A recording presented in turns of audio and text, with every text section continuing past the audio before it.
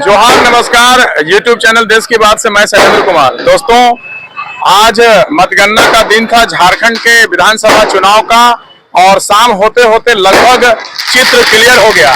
एक तरफ जहां पे अधिकतर एग्जिट पोल का जो विश्लेषण था वो खत्म हुआ और रिजल्ट जो है वो चौंकाने वाला आया है। एक तरफ जहां पे झारखंड मुक्ति मोर्चा के नेतृत्व में गठबंधन की सरकार बनती हुई दिख रही है, वहीं जो झारखंड के विधानसभा चुनाव में कोडरमा सबसे सेंसिटिव स्थिति में था, जहां पे ऐसा कयास लगाया जा रहा था कि भारतीय जनता पार्टी इस बार यहां पे हार करके आरजेडी का परचम लहराएगा। तो मैं इसी विषय पे बात करने के लिए हमारे बीच में उपस्थित हैं राष्ट्रीय जनता दल के प्रदेश महासचिव रोहित मेहता जी, और इससे जानकारी प्राप्त करते हैं कि क्या इनका विचार है। तो आप बताएं, जिस हिसाब से यहाँ पे आप देख रहे थे कि लगातार राष्ट्रीय जनता दल शुरुआत से ही काफी एग्रेसिव होकर के चुनाव में जीत का दावा कर रही थी और जो परिस्थिति आया उसके विपरीत यहाँ पे आपको हार का सामना लगभग क्लियर हो गया है। इस पर आप अपना क्या विचार रखेंगे? पहले पूरे कोडरमा विधानसभा को, इतने जनता लोगों को मेरे तरफ से शुभकामनाएं, आभार। चूंकि हम लोग जीते भी नहीं है, हारे भी नहीं है। हम लोग को 80,000 वोट हम लोग को यहाँ के पब्लिक दिया है, इसलिए अपने आप को हम गर्व मानते हैं कि मेरा जीत निश्चित है। बहुत बहुत से हार जीत लगा हुआ रहता है और यहाँ राजद का हम लोग का 4 सीट पूरा है। महागठबंधन का सरकार बन रहा है तो बड़े पैमाने गोड्डा है, देवघर है, विश्रामपुर और हुसैनाबाद का, इससे हम लोग का पूरे झारखंड में महागठबंधन का सरकार बन रहा है।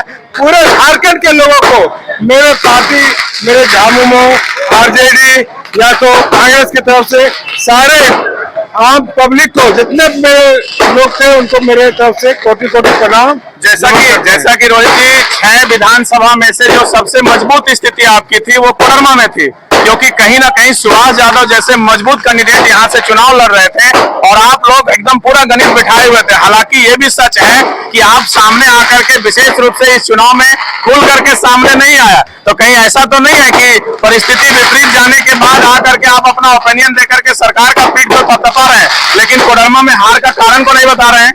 नहीं, हम लालू जी के विचारधारा के साथ थे और उनके साथ हैं। हम ओपिनियन नहीं कर रहे थे, ऐसा बात नहीं। हमको मतलब गोड्डा है, देवघर है, मतलब प्रदेश हमको नियुक्त किया गया था, जो हम यहाँ नहीं रह पाए, लेकिन प्रदेश में भरपूर उधर हम लोग काम किए। तो क्या पिछला जो कैंडिडेट था वो मात्र 2000 के अंदर के वोट के मार्जिन के साथ आप लोग रहे थे और बहुत बेहतर स्थिति में रहे थे? इस बार कहीं ना कहीं आप अपना सारा ताकत, क्योंकि तेजस्वी यादव, लालू यादव, पूरा झारखंड का और बिहार का जो टीम है आपका वो लगा रहा, पैसे की कोई कमी नहीं। तिलैया, पूरे तिलैया में कहिए कि पूरा बिहार का गाड़ी से खचाखच जाम रहा, उसके बावजूद भी रिजल्ट अगर आपके अनुकूल नहीं आया तो कारण कहीं वो तो नहीं जो तिलैया में एक माहौल बना कि बाहर के लोगों को बुला करके जो तिलैया को एक मतलब सेंसिटिव माहौल बना, वो तो हार का कारण नहीं रहा? सब बता दूं कि जनता सर्वोपरि है, जनता से बढ़ के कोई नहीं है। जनता हमको 80,000 ही वोट अपने राजद में दिए हैं, उसी को हम स्वीकार करते हैं। और ये बिहार के लोग को चाह करके वैसा कुछ नहीं, अपना शांति से लोग अपना प्रचार कर रहे थे, क्योंकि बिहार से हम लोग का पार्टी बिलोंग करता है तो बिहार के लोग तो आएंगे ही ना जी, तो उससे कहीं कुछ इफेक्ट नहीं पड़ा है। लोग शांति से अपना प्रचार किए, उसका रिजल्ट भी आया कि 80,000 वोट हम लोग के पास आया है। चलिए, बहुत बहुत धन्यवाद। जिस तरह से आप बता रहे हैं कि 80,000 वोट आया, एक अंतिम आपका स्टेटमेंट और साथ ही साथ ये भी कि एक तरफ आपके पार्टी में भी बाहर के लोग आ करके यहाँ पे चुनाव कैंपेनिंग को संभाले, यही स्थिति रहा भारतीय जनता पार्टी का भी कि उसके राज्य नेतृत्व पे किसी पे भरोसा ना करके हेमंता बिस्वा शर्मा और नेशनल जो भाजपा के अमित शाह हैं उनके द्वारा ये चुनाव लड़ा गया, तो कहीं ये कारण तो नहीं है उनके हार का? देखिए, यहाँ का सबसे बड़ी बात बताते हैं, कोडरमा विधानसभा का दुर्भाग्य है, कोडरमा विधानसभा का दुर्भाग्य है जो अपने क्षेत्र के लोगों पर विश्वास नहीं करते हैं। हम तो ये जानते हैं कि चाहे भाजपा का जीत हो, तो भाजपा का अगर जीत हुआ है तो यहाँ के जितने लोग हमारे यहाँ के भाई बहन बताया, सब लोग वोट किए तो भाजपा जीते हैं, बाहरी या भीतरी का कहीं बात नहीं चल रहा है। चलिए, एक अंतिम लास्ट स्टेटमेंट आपका कि आप एक सोशल मीडिया पे पोस्ट किए थे कि चुनाव के बाद मैं एक निर्णय लूंगा, तो वो निर्णय क्या है, उस पे भी थोड़ा सा आपका अंतिम ओपिनियन आ जाए, क्योंकि वो पोस्ट काफी वायरल हुआ था और लोग समझ नहीं पा रहे थे कि आपका क्या रहेगा स्टेटमेंट, आप क्या निर्णय लेने वाले हैं।